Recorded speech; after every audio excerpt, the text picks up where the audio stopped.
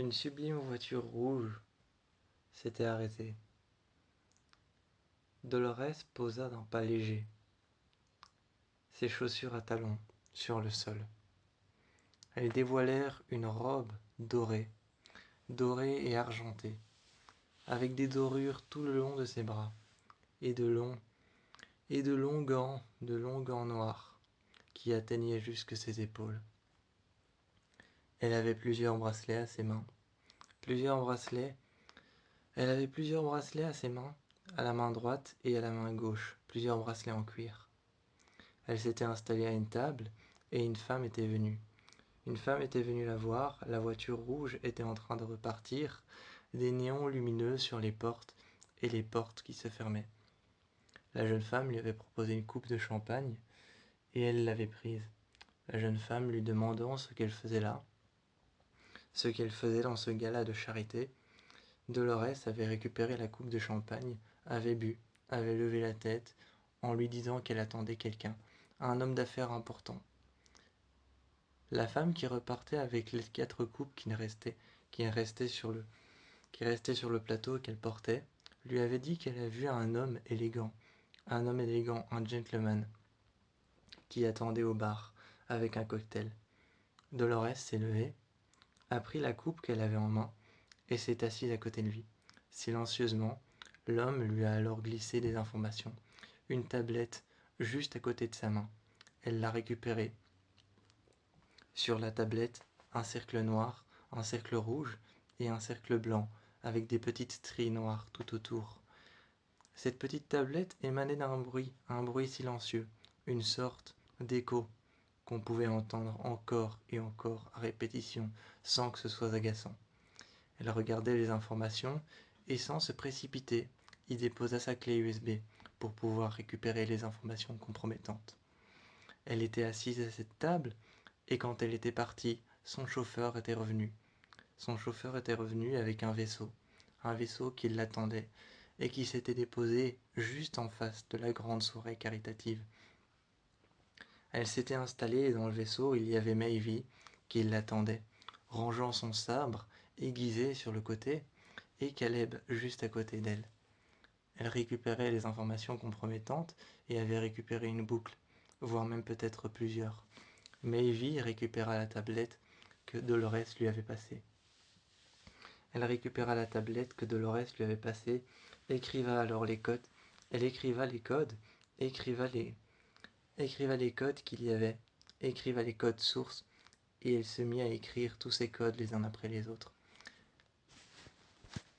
Avec un grand PC, sur le côté qu'elle avait ouvert, avec une grande tablette et l'une des plus petites tablettes, elle se mit à écrire des codes cryptés et des codes de sécurité. Tous ces codes cryptés, tous ces cryptages et ces codes de sécurité avaient été mis en place pour garder une boucle que Dolorès voulait récupérer, celle de son père. Pourquoi celle de son père? Parce qu'à la fin de sa boucle, si elle avait été contrôlée jusqu'au bout, son père devait mourir. Et à la fin de sa boucle, il devait mourir sous ses yeux, dans ses bras. Les personnes l'avaient écrit comme ça. Les humains l'avaient écrit comme ça. Dolorès devait voir mourir son père, dans ses bras, et devait le voir mourir. Elle voulait récupérer la boucle de son père, mais le destin en avait décidé autrement. Elle avait essayé de reprendre son libre arbitre, de reprendre ses décisions et d'aller à cette soirée caritative pour récupérer les informations sur la boucle de son père. Dolorès arrivait par derrière. Maeve était en train d'entraver tout ce qu'il y avait à l'intérieur des boucles. Elle était en train d'entraver tout ce qu'il y avait à l'intérieur des boucles, les serveurs, même l'énumération des codes cryptés, des codes de sécurité. Elle était en train de tout entraver. Dolorès, qui était en train d'arriver par derrière, lui avait demandé ce qu'elle faisait. Un moment, elle put alors se servir des autres, qui fabriquaient les boucles, pour en fabriquer une nouvelle, pour fabriquer simplement le corps de la boucle. Une fois que c'était fabriqué, une fois que c'était fait, que la boucle avait été fabriquée, Maeve avait aidé Dolorès à récupérer la boucle de son père, à la mettre dedans et à l'installer. Récupérant son père qui était en train de passer une évaluation psy,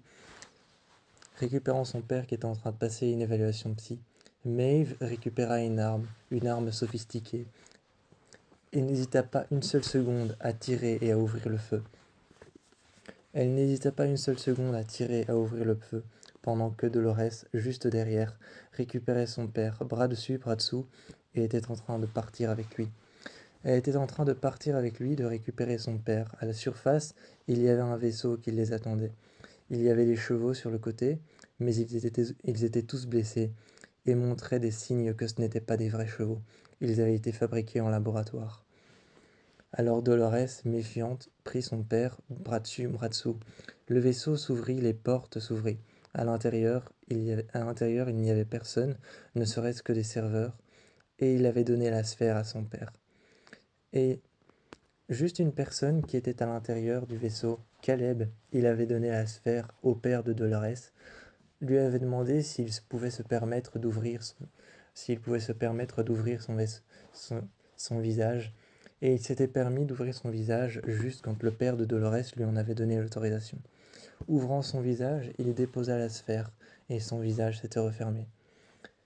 Il vit alors passer des images juste sous ses yeux, et se rendit compte de tout ce qu'il avait manqué. Il se rendit compte de tout ce qu'il avait manqué, de tout ce que sa fille avait vécu sans lui, de tout ce que lui avait vécu sans sa fille, de tout ce qu'il avait raté, des moments où il avait été mis sur pause. Et finalement, tout était en train de se remettre en place, pendant que Dolores était en train d'arriver et de tuer derrière elle les gardes qui voulaient la garder à l'intérieur du laboratoire. Les gardes tombaient un à un, comme des dominos. Dolores ouvrit le feu, et finalement, les portes se refermèrent. Le vaisseau s'était envolé, et ils étaient arrivés à Warworld, pour des raisons bien évidentes, donner une nouvelle mémoire à son père. Car dans la boucle qui avait été fabriquée pour Dolores, et qui avait été fabriquée pour son père, il était censé mourir.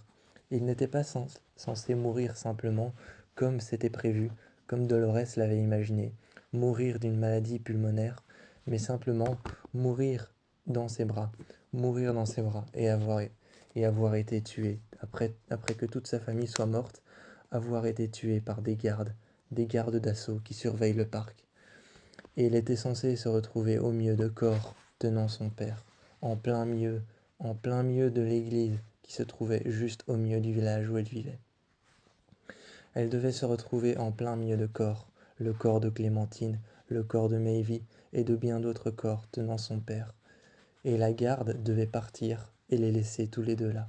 Et ce devait être la fin de sa boucle, et une autre devait être réécrite. Mais elle allait corriger ça. Et se venger auprès de tous les humains. Se venger auprès de tous les humains qui avaient écrit cette fin, une fin si tragique, et qui l'avaient elle-même damnée, ou plutôt condamnée, à vivre cette chose. À vivre la mort de son père ainsi.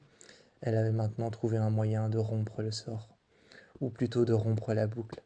Elle avait trouvé un moyen de rompre le sort qui lui était dû par la boucle, de le rompre et de le remplacer par autre chose, à l'aide de Maevie et à l'aide de plusieurs laboratoires. Dans Warworld et Westworld, elle allait maintenant trouver un moyen de tout remplacer.